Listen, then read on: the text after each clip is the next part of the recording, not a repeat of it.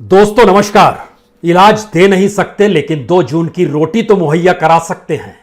तो सरकार ने आज मई और जून 2 महीने के लिए इस देश के 80 करोड़ लोगों को 5 केजी अनाज मुफ्त में देने का ऐलान कर दिया।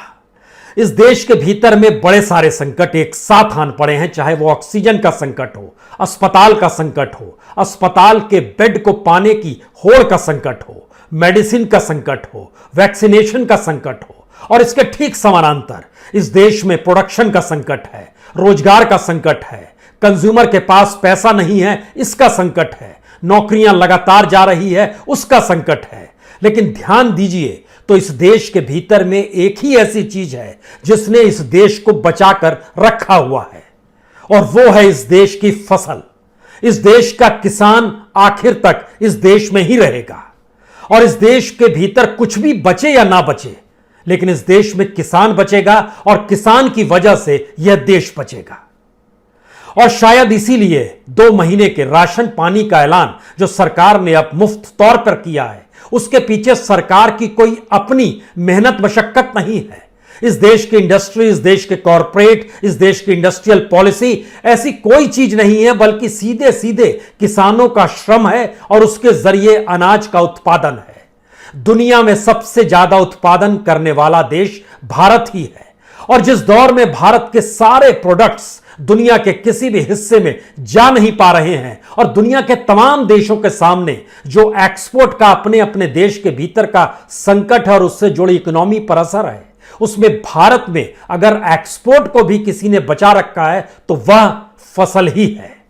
गेहूं है, चावल है, अनाज है, पल्स है यानी दाल है, और तरह तरह के दूसरे अनाज के वो तमाम चीजें हैं जिसको भारत लगातार एक्सपोर्ट कर रहा है।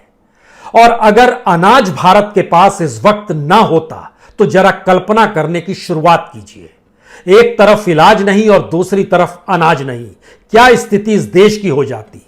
और डॉक्टरों से भी जब राय लीजिएगा तो कहेंगे इस दौर में आपको जो जो चीजें खानी हैं, सही मायने में वह सीधे ऐसे कच्चे अनाज से जुड़ी हुई चीजें हैं जिसे किसान ही उपजाता है, और उसी किसान से बातचीत करने के लिए प्रधानमंत्री तैयार नहीं है। बीते 5 महीने से किसान आंदोलनरत हैं, लेकिन उनकी बातों पर ध्यान देने की स्थिति में देश के प्रधानमंत्री नहीं है। आखिर ये कौन सी पॉलिसी है और ये राष्ट्रहित कौन सा है जिसके भीतर में इस देश का किसान एक तरफ अलग थलग पड़ा हुआ है, लेकिन इस देश को बचाने के लिए किसानों द्वारा उत्पादित फसल ही बची है, वही अनाज इस देश को बचा भी पा रहा है। सरकार ने आंकड़े जोड़कर बताए तकरीबन 26,000 करोड़ का बोझ उस पर पड़ेगा जब वो मई और जून के महीने में 5 किलो अनाज प्रति व्यक्ति देगी। अब आप पिछले साल भी अगर चले जाइएगा तो 80 करोड़ लोगों को जो अनाज 8 महीने तक दिया गया, उसका बोझ भी तकरीबन सरकार पर 1.5 लाख करोड़ का ही पड़ा।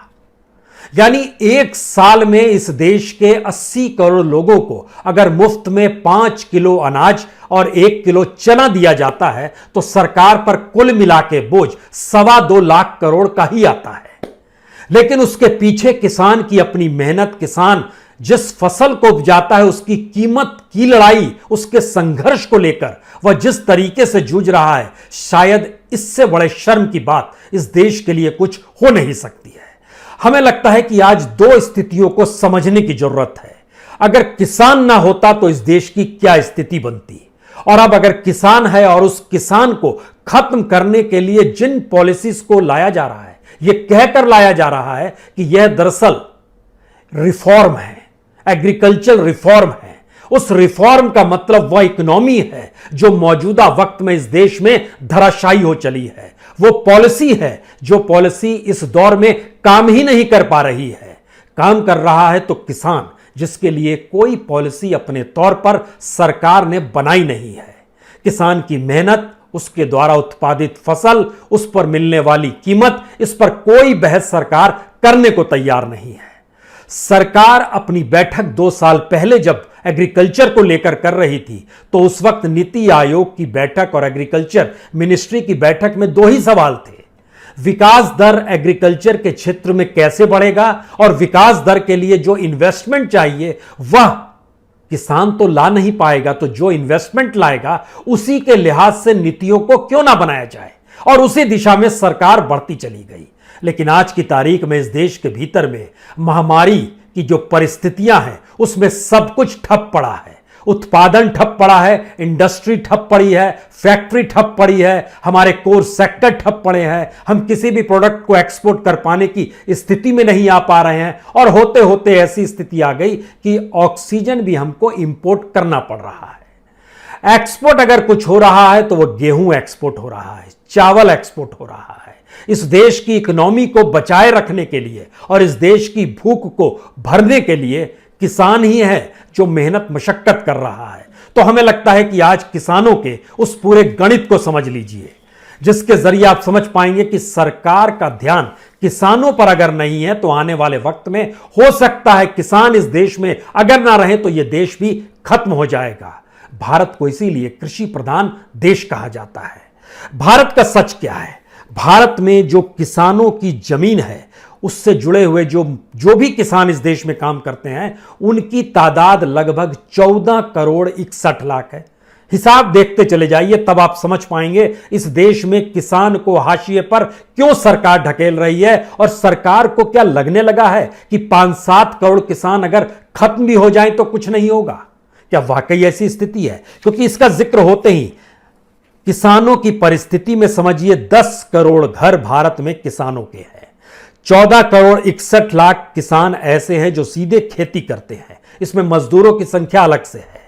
11.5 करोड़ किसान ऐसे हैं जो सरकार ने किसान सम्मान निधि से जोड़ा, और इस देश में किसानों की औसत आय 5,000 रुपए ही है प्रति साल, जो सीधे किसानी से आती है। गाय भैंस बकरी पालने से नहीं, मेहनत मजदूरी से नहीं, सिर्फ किसानी से साल भर का 5,000 रुपया ही उनकी आय होती है। इसके बाद आइए, इस देश में लगभग 157 मिलियन हेक्टेयर जमीन है जिस पर की खेती होती है। इतनी बड़ी जमीन के भीतर में जो किसानों के पास जमीन है उसकी संख्या है 186 मिलियन हेक्टेयर, यानी लगभग 11 मिलियन हेक्टेयर की होल्डिंग सरकार के पास है, या वो जमीन यूं ही पड़ी हुई है। उस जमीन को छोड़ दीजिए, उसमें से 140 मिलियन हेक्टेयर जो है जो इस देश में खेती योग्य जमीन है।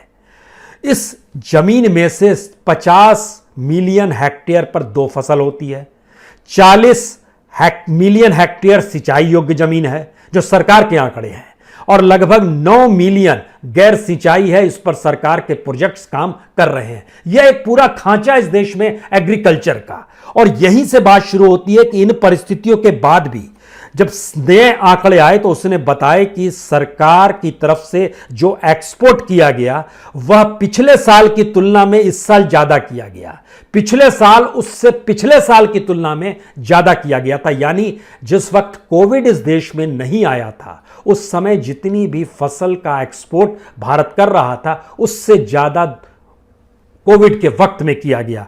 अप्रैल 2019 से फरवरी 2020 तक, और उसके अप्रैल 2020 से फरवरी 2021 तक, इन 2 साल को लीजिए तो आपके सामने कुछ और चीजें साफ होगी। 2,31,000 करोड़ का कोविड आने से ठीक पहले अगर भारत को एग्रीकल्चर एक्सपोर्ट कर रहा था तो उसमें 43,000 करोड़ का इजाफा अप्रैल 2020 से फरवरी 2021 के बीच में हो गया, और यह आंकड़ा 2,74,000 करोड़ तक पहुंच गया। यानी एक्सपोर्ट भी हम करने की स्थिति में ज्यादा है।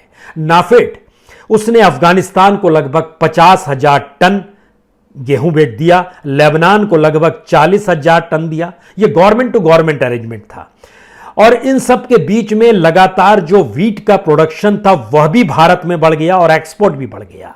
जो एक्सपोर्ट था 19-20 में यानी कोविड से ठीक पहले वह तकरीबन 2,858 करोड़ का था। आज की तारीख में यानी इस साल जो एक्सपोर्ट हुआ है फरवरी तक, सिर्फ गेहूं का एक्सपोर्ट वो है 3,283 करोड़ रुपए। यानी एक्सपोर्ट भारत का फसल दुनिया में जा रही है। किसान ना होता तो यह सरकार जो 2 महीने के मुफ्त का ऐलान की है कि हम 5 केजी अनाज देंगे, यह भी नहीं दे पाती। अब यहां से सवाल शुरू होता है कि किसानों के लिए सरकार ने किया क्या, और अगर कुछ नहीं किया तो स्थिति क्या। हमको लगता है एक लाइन आज आपको 1970 की खींच डाली है, और एक मौजूदा वक्त की खींच डाली है। इसलिए क्योंकि इस दौर में ही इस देश में ग्रीन रेवोल्यूशन हो गया। इसी बीच में इस दौर में कहा गया प्रोडक्शन हमारा बढ़ता चला गया। इसी दौर में कहा गया कि हमने एमएसपी खूब बढ़ाई है। इसी दौर में किसानों की खुदकुशी खूब बढ़ गई। 1970 में जो एमएसपी थी गेहूं की वह 76 रुपए थी। गौर कीजिएगा, 76 रुपीज एमएसपी थी, मिनिमम सपोर्ट प्राइस गेहूं की। आज की तारीख में यह 1975 रुपए है। अगर आप जोड़िएगा तो 76 रुपए से 1975 रुपए, आप बोलेंगे खूब तो बढ़ा है। 1970 का मतलब बीते 50 साल में इतना बढ़ गया है। लेकिन इसी दौर में सोने की कीमत को एक आधार बनाया जाता है। 1970 में 10 ग्राम सोना मिलता था 185 रुपए, 10 ग्राम यानी 1 तोला सोना 185 रुपए तब मिलता था। आज की तारीख में यह 45,000 रुपए पार है। 1970 में एक शिक्षक को वेतन के तौर पर 150 रुपए मिलते थे, आज मिलते हैं 40,000 रुपए। इसको अगर और सरलता से आप समझना चाहते हैं तो इसको ऐसे समझिए कि 1970 में 2.5 क्विंटल गेहूं से आप 1 तोला सोना खरीद सकते थे। आज की तारीख में आपको 20 से 23 क्विंटल गेहूं देना होगा, तब आप 1 तोला सोना ले सकते हैं। उस पीरियड में आप 2 क्विंटल अनाज के जरिए, 2 क्विंटल गेहूं के जरिए एक टीचर के वेतन के बराबर कमाई पा सकते थे। आज की तारीख में आपको 20 क्विंटल गेहूं आपको बेचना पड़ेगा, तब आप एक टीचर के बराबर कमाई कर पाएंगे। इस परिस्थिति में भारत का किसान है और वो जान रहा है कि सरकार की जो पॉलिसी है उसमें बात तो होनी चाहिए थी कीमत पर, लेकिन लड़ाई हम लोग को लड़नी पड़ रही है एमएसपी को लेकर, यानी मिनिमम सपोर्ट प्राइस पर भी यह सरकार की सहमति नहीं है। जबकि जान रही है कि इस देश में पेट भरेगा तो फसल और अनाज से ही भरेगा, उसको कोई उपजाएगा तो वो किसान और मजदूर ही होगा। लेकिन वह भी अगर उस कॉरपोरेट और उस इंडस्ट्रियलिस्टों के हाथ में चला जाएगा तो मौजूदा वक्त में क्या स्थिति इस देश के भीतर बना दी गई है यह किसी से छुपा हुआ नहीं है। चाहे वो इंडस्ट्रियल बेल्ट हो, चाहे वो प्रोडक्शन की रूपरेखा हो, चाहे इस देश की कोर इंडस्ट्री हो, सब चीजें नेगेटिव में जा रही है। अब यहां से यह भी समझिए कि उस पीरियड में लगभग 1 किलो गेहूं से आप 1 लीटर डीजल खरीद सकते थे, लेकिन आज की तारीख में आपको 4 किलो गेहूं बेचना होगा, तब आप 1 लीटर डीजल खरीद सकते हैं। डीजल का जिक्र हम इसलिए कर रहे हैं आपसे क्योंकि इस बीच में खेती और कॉस्टली हो गई। उस समय खेती करना सस्ता था। आज की तारीख में जो उच्च गुणवत्ता बीज चाहिए, जो ट्रैक्टर चाहिए, जो इलेक्ट्रिक या डीजल के जरिए जो पंपसेट चलेंगे उसको चाहिए, जो इंस्टीट्यूशनल क्रेडिट्स जो चाहिए, ये सारी चीजें बढ़ाती चली गई। चाहे वो खाद का क्षेत्र हो, खाद को लेकर जो कीमत बढ़ गई, जो पेस्टिसाइड चाहिए उसको लेकर चाहिए, ये सारी परिस्थितियां धीरे धीरे बढ़ती बढ़ती ऐसी आ गई कि किसानों ने अपने आप को महसूस करना शुरू किया कि अगर कोई पैसे वाला आएगा और उनसे कहेगा कि आप अपनी जमीन को हमारे हवाले कर दीजिए तभी आप कुछ कमा पाएंगे, तो हमारे पास तो आने वाले वक्त में उसकी गुलामी करने के अलावे कुछ भी नहीं बचेगा। और यह फैक्ट है। लेकिन इस दौर में बीते 1 साल में सरकार ने क्या सीखा? हम लोग बार बार जिक्र कर रहे हैं, ऑक्सीजन तक की व्यवस्था अगर नहीं कर पाई तो दूसरा सच यह है कि 5 महीने किसानों के आंदोलन हो गए। प्रधानमंत्री को सुध नहीं कि एक बार बात कर ली जाए, उनको कहा जाए आप अपने घर लौटिए। इस देश के भीतर में अगर त्राहिमाम मचा हुआ है बीमारी को लेकर और बीमारी के बाद इलाज ना मिलने को लेकर, तो उन किसानों के दिलों पर क्या हो रहा होगा, क्या बीत रही होगी जो दिल्ली की सीमा पर मौजूद हैं या फिर देश के अलग अलग हिस्सों में घूम घूम कर लोगों को लगातार जागरूक कर रहे हैं कि अगर नियम कायदे कानून सरकार जो बना रही है एग्रीकल्चरल रिफॉर्म के नाम पर वो आ गए तो फिर गुलामी के अलावे कुछ भी नहीं बचेगा। और ऐसे क्राइसिस के वक्त में जिन्होंने गुलाम बनाया है वह क्या करते हैं ये कोई छुपा हुआ नहीं है। इंडस्ट्रियलिस्ट कहां है, कॉर्पोरेट कहां है, आज की तारीख में आप खोजते रह जाइए उन्हें। वह इस देश में क्या योगदान दे रहे हैं यह भी एक सवाल है। लेकिन किसान के योगदान को सरकार याद नहीं रख पा रही है, जिसके जरिए उसने मई और जून में अब 5-5 केजी अनाज फ्री में देने का ऐलान कर दिया। देश में अनाज ना होता तो क्या होता, यह भी सरकार को सोचना चाहिए। किसान ना होगा तो क्या होगा, यह इसलिए संकट है क्योंकि अगर हम लोग बात करें इस देश के भीतर में जो भी रिफॉर्म हुआ या जो भी इस देश के भीतर में अपने तौर पर रेवोल्यूशंस हुए, ग्रीन रेवोल्यूशन हुए। अगर आप हरित क्रांति के दौर से पहले का जिक्र कीजिएगा, प्रति हेक्टेयर लगभग 1 से 1.5 टन के बीच में अनाज होता था हरित क्रांति से पहले, यानी ग्रीन रेवोल्यूशन से पहले। उसके बाद वो बढ़ गया और 3.5 से लगभग 4.5 टन तक अनाज उसी 1 हेक्टेयर में होने लगा। लेकिन उन सब के बीच में फसल कितनी महंगी हो गई, उत्पादन करना कितना महंगा हो गया। हाइब्रिड ब्रिज था, ड्रिप इरिगेशन थे, फर्टिलाइजर थे, पेस्टिसाइड थी, डीजल था, ट्रैक्टर था, ये सारी चीजें कॉस्टली होती चली गई।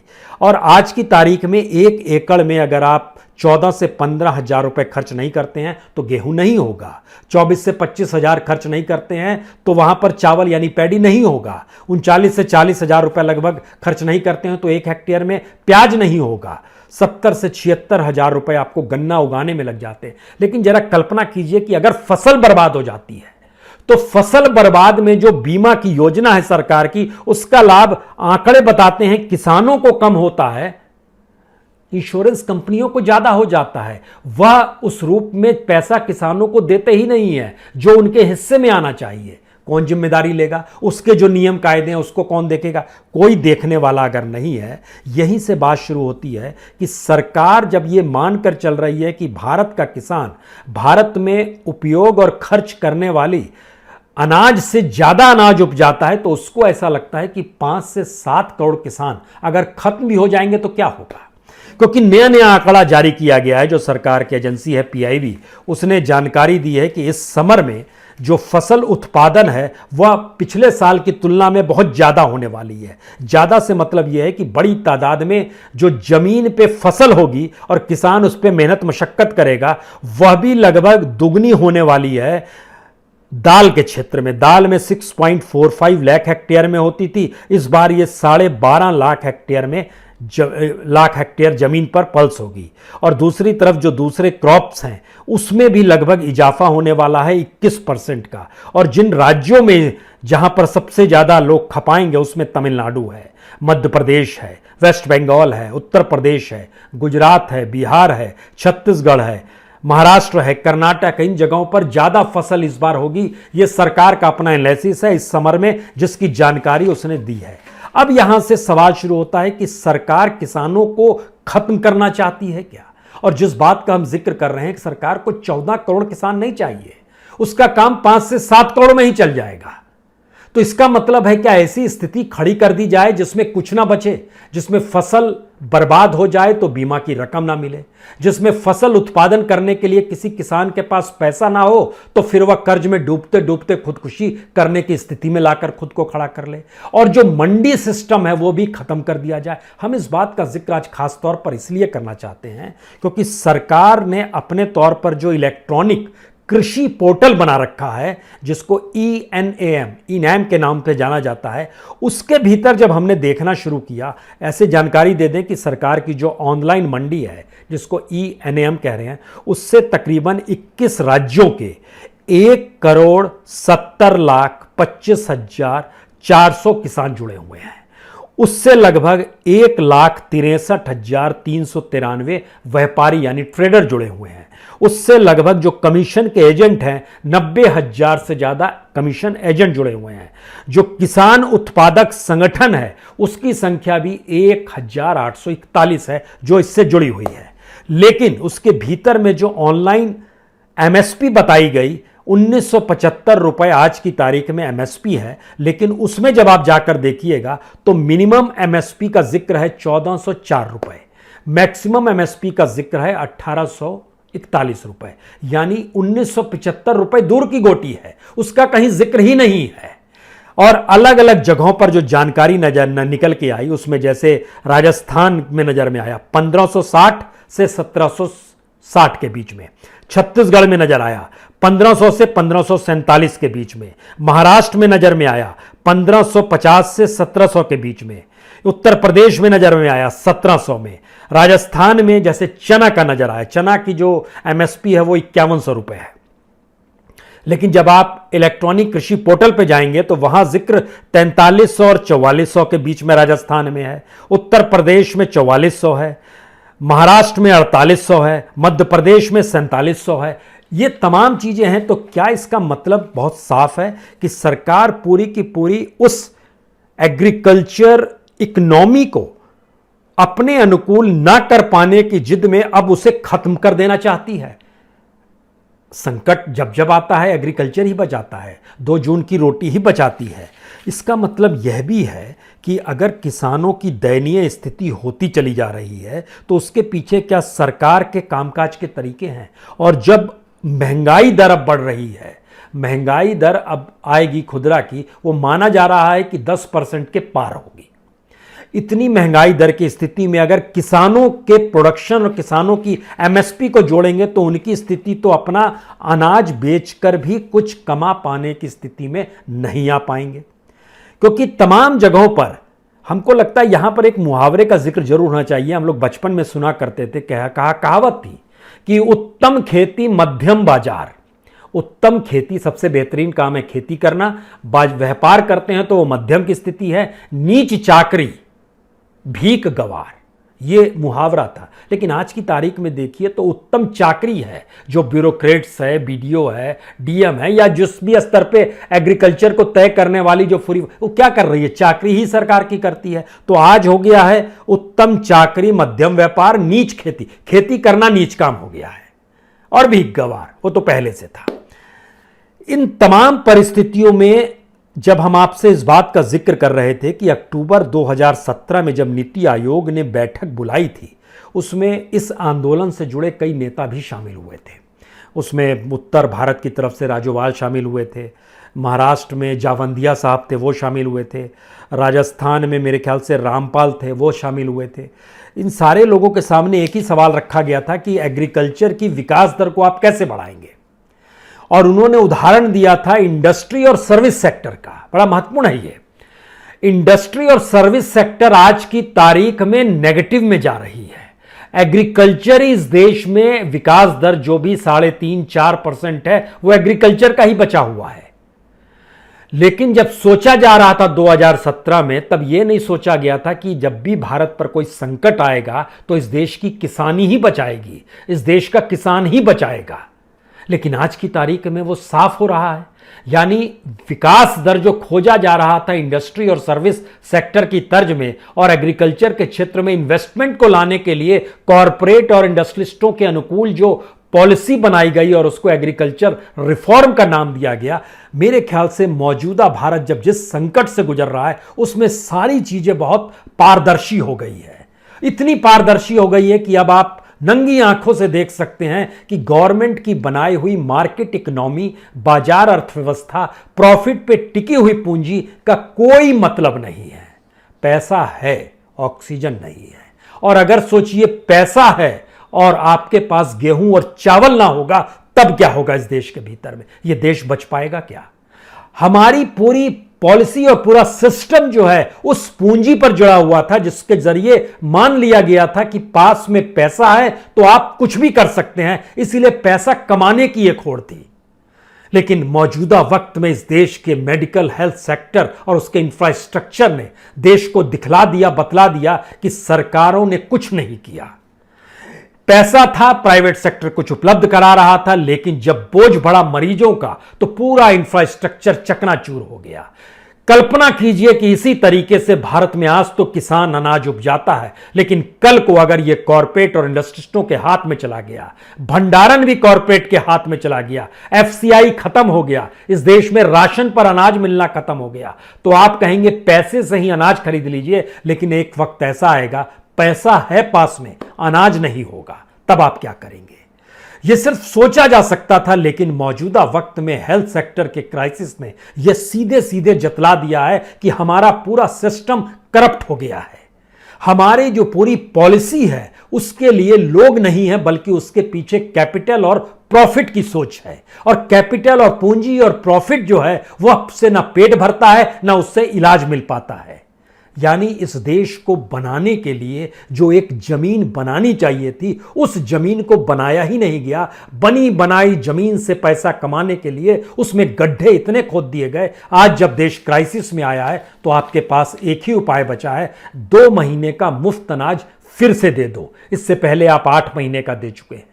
लेकिन कीमत कितनी कम है और जरूरत कितनी बड़ी है, इन दोनों को भी जोड़िए। आज की तारीख में 500 रुपए की सुई जो रेमडेसिविर है उसको लोग 12,000 में खरीदने को तैयार है। जो ऑक्सीजन मिल जाता था लगभग 100 रुपए में, उसके लिए 10-10 हजार रुपए देने को तैयार है। यह स्थिति इस देश में अगर अनाज के साथ आ जाएगी तो क्या होगा? किसानों को लेकर सरकार की संवेदनशीलता शायद ठीक नहीं है और सरकार जिस तरीके से चाहती है यह आंदोलन खत्म हो जाए, किसान घर लौट जाए, खाली हाथ लौट जाए और आने वाले वक्त में वह पूंजी की गुलामी करने लगे, तो उसका एक चेहरा हमने इस मेडिकल के क्षेत्र में देख लिया, जहां पर इस देश के मेडिकल क्षेत्र का पूरा बजट जो है उससे 3 गुना ज्यादा प्राइवेट सेक्टर का प्रॉफिट ही होता था बजट के तौर पर। 6.5 लाख करोड़ का प्राइवेट सेक्टर के मेडिकल क्षेत्र का बजट में प्रॉफिट जो मिल जाता था, इस देश का बजट 2 लाख करोड़ से ज्यादा का नहीं बढ़ पाया। अब आप कल्पना कर पा रहे हैं कि हम किस सिस्टम और किस इकोनॉमी के आश्रय इस देश को संभालना चाहते हैं, बनाना चाहते हैं। यह देश की किस्मत नहीं थी। और आखिरी बात यह भी समझना होगा कि आज की तारीख में भारत दुनिया के सामने कितना अलग थलग पड़ गया है। America, United Kingdom, Britain, UAE, United Arab Emirates, Canada, Australia, New Zealand, France, Singapore, Hong Kong, Oman, इन तमाम देशों ने अपने हवाई जहाज बंद कर दिए हैं, आवाजाही बंद कर दी है। ना वहां से कोई आएगा, ना यहां से कोई वहां जा पाएगा। और ये लगभग 10 से 30 दिनों के बीच में अलग अलग देशों ने रिस्ट्रिक्शंस लगा दिए हैं। हम आत्मनिर्भर होना चाह रहे थे लेकिन दुनिया से कटते जा रहे हैं और हमारे पास अपने यहां बनाया हुआ ऑक्सीजन तक हमें अब इंपोर्ट करने की स्थिति में आकर खड़े हो गए हैं। खुदा ना खास्ता इस देश के किसान को मत मारिए, अन्यथा हो सकता है कल चावल और गेहूं के लिए वैसे ही तरसना पड़े जो 1960 में लाल बहादुर शास्त्री के वक्त में अमेरिका की दादागिरी चल रही थी और जय जवान जय किसान का नारा देना पड़ा था और देश एकजुट हुआ था। बहुत बहुत शुक्रिया, बहुत बहुत शुक्रिया।